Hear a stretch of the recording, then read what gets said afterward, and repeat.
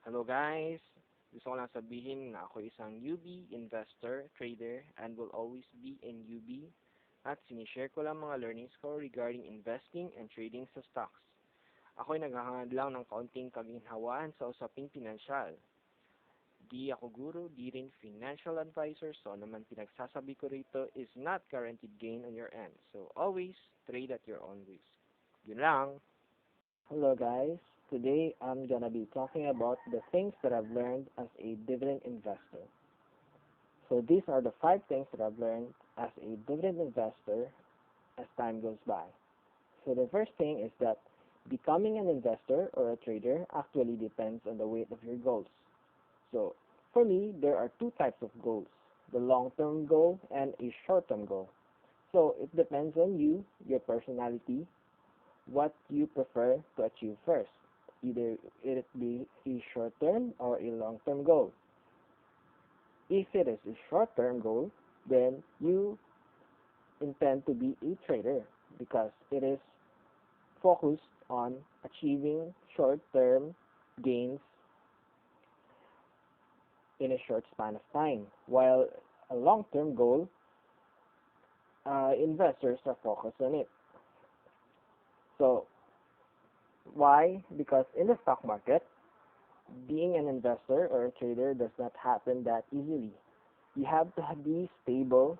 You have to have a stable goal enable for you to become stable.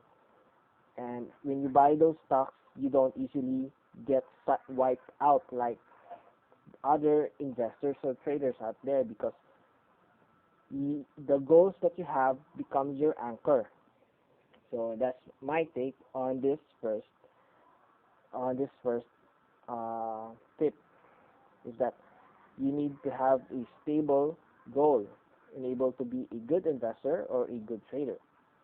And number two is that if you invest or if you intend to invest, you invest for the long term. And if you intend to trade, you intend to trade for a short term.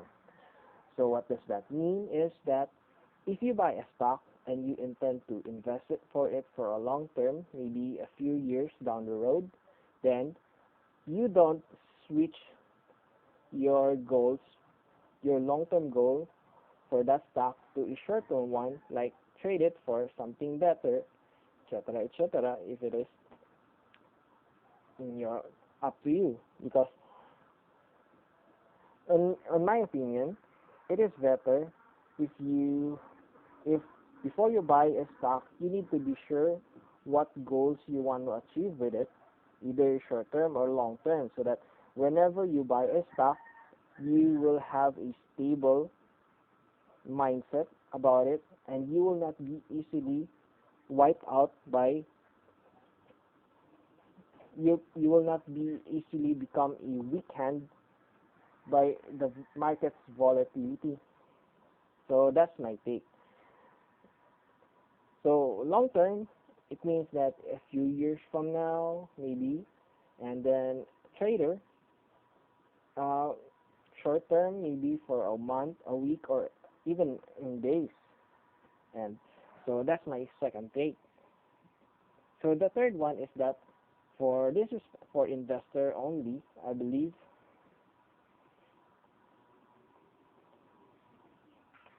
So always buy and hold for long term on an uptrend stock. Why? Because I have an experience with the SPC Power Corporation stock. So let's have a look at my portfolio. So actually, this is my portfolio as of now. They are categorized into two, but actually they are in a single portfolio and they call financial account. So these are my investment stocks and these are my trading stocks. And as you can see, I have this SPC Power Corporation. This stock is in an uptrend starting from 2018, I believe, or 2017, I don't know. But the average price I have in the past is about 8 pesos. And there was a time when it reached an all-time high of 9 pesos, around 9 pesos.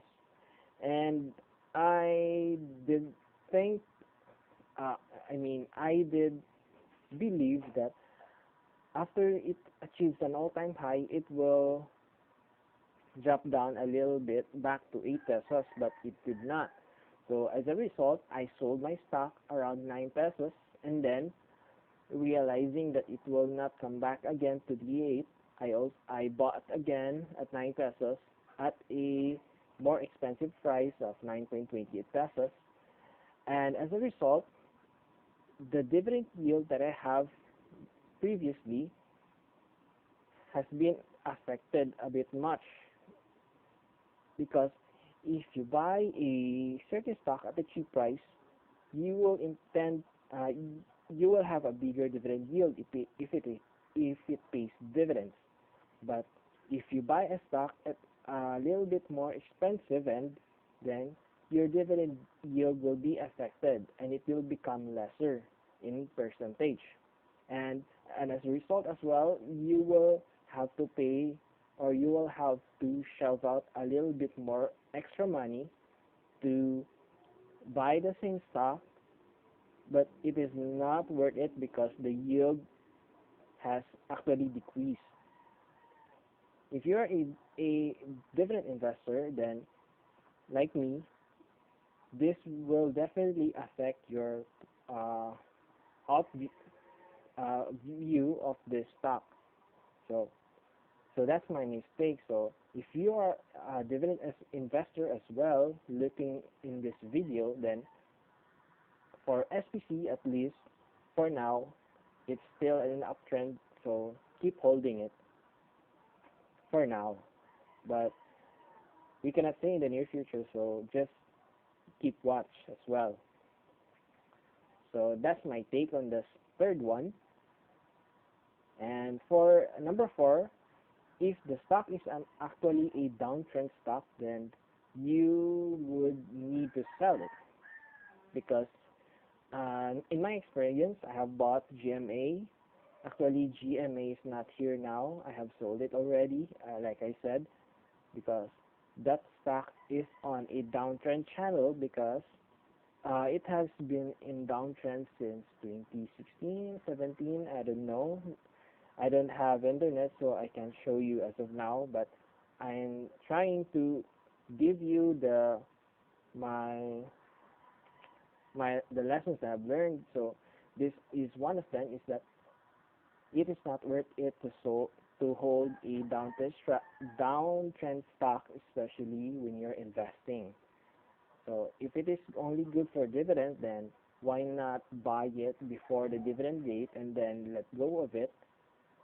Maybe let go of it before the ex-dividend date, or maybe you can wait for the dividend. So yeah, maybe, but don't hold a downtrend stock for long, because you will definitely lose your money with that.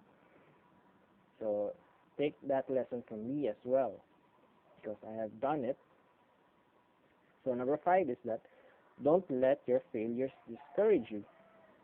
When I say failures, I not only mean I only mean failures in the stock market. And my failures in the stock market is reflected by my losses. So these are my total losses, aka total failures during this time. So as you can see, this is my journal, stock market journal. So I've started trading, investing since February of 2019 up to now.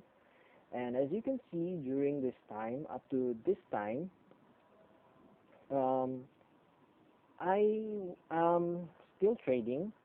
Don't know my goals yet, whether it be short term or long term. So as a result, the way I buy and sell stocks, uh, I'm still in the weak hands category of trader or investor, because I don't have a goal in mind.